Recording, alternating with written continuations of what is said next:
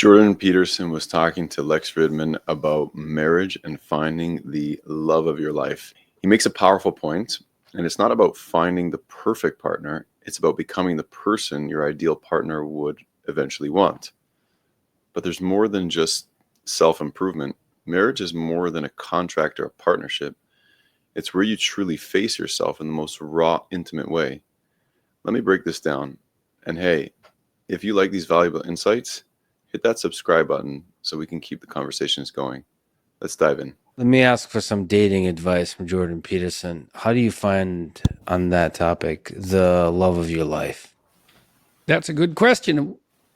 I was asked that multiple times on my tour, 3 times in a row, in fact, because we asked people to use this Slido gadget. That's a popular question. It always came up to the top. And I got asked that 3 times in a row, and I didn't have a good answer. And then I thought, why don't I have a good answer? I thought, oh, I know why. Because that's a stupid question. So why? Yeah. Why? Because it's putting the cart before the horse. Here's the right question.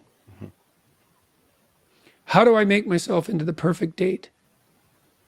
You answer that question, and you will not have any problem answering the previous question. It's like, what do I want in a partner? If I offered everything I could to a partner, who would I be? You work on that. Ask that question. Just ask. Just ask yourself, okay, I have to be the person that women would want. Okay, what do they want? Clean. That's not a bad start. Reasonably good physical shape. So healthy, productive, generous, honest, willing to delay gratification. So you dance with a woman. It's like, what's she doing? What are you two doing? Well, it's a pattern.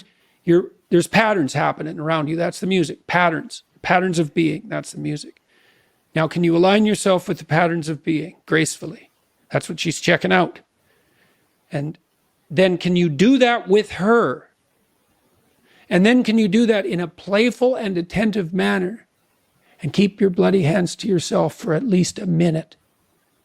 And so, can you dance in a playful manner? It's like you can go through this in your imagination and you'll know. And then you think, well, how far am I from those things? And the answer is usually, man, it's a pretty horrible abyss separating you from that ideal.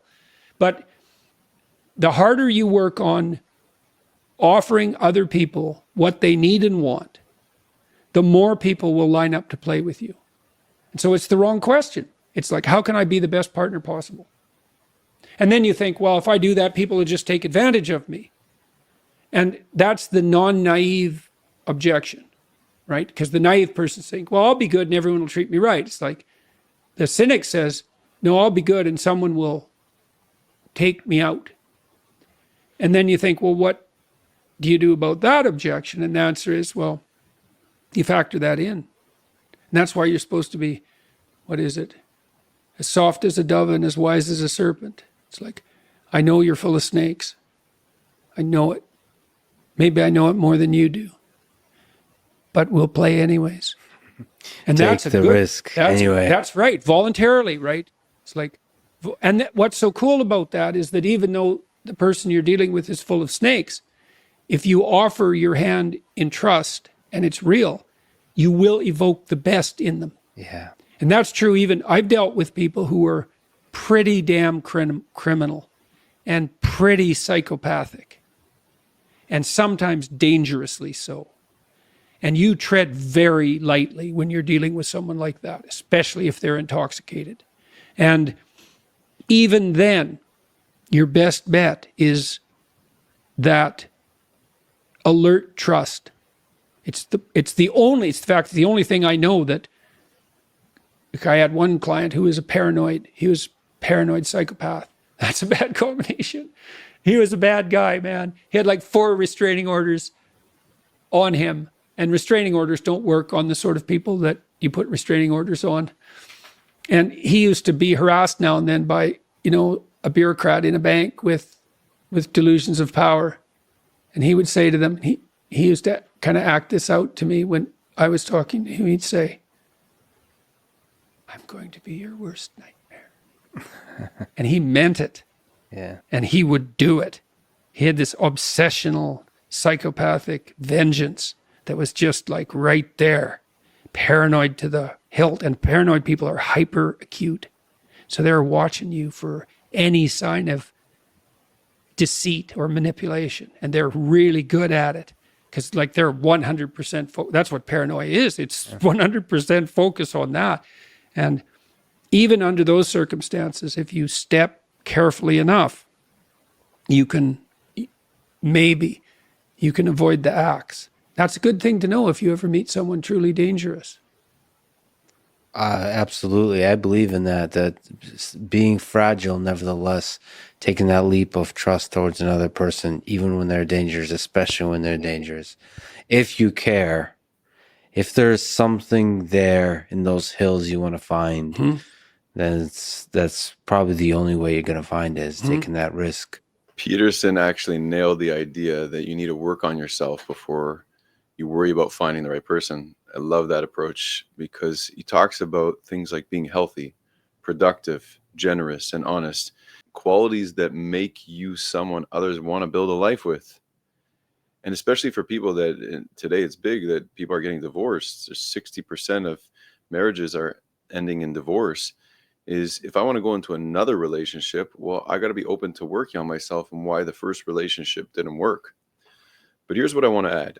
No matter how much self-work you do, the real test of growth is going to come after you're married. Because marriage is the most intimate relationship you can have. It's where all the masks come off and even all the clothing and all your insecurities, all your flaws and your fears are going to get exposed. You can't hide from yourself in marriage. That's why I believe the number one reason to get married isn't to just have a partner, is because marriage is the greatest mirror for self-discovery and to be able to love yourself.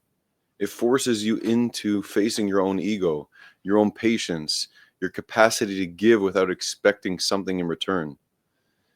Peterson also gave this point on the risk of trust, how you need to offer your hand in trust even when the person in front of you might have flaws, even when there's dangers involved. That's marriage too. You're making yourself vulnerable. You're trusting someone with your heart and your soul, knowing that it's possible they might hurt you. But that trust, when it's real, often brings out the best in people and in both parties. It creates a space where both partners can grow, they can heal, and they can build something greater than themselves. So yes, become the person your future partner would want.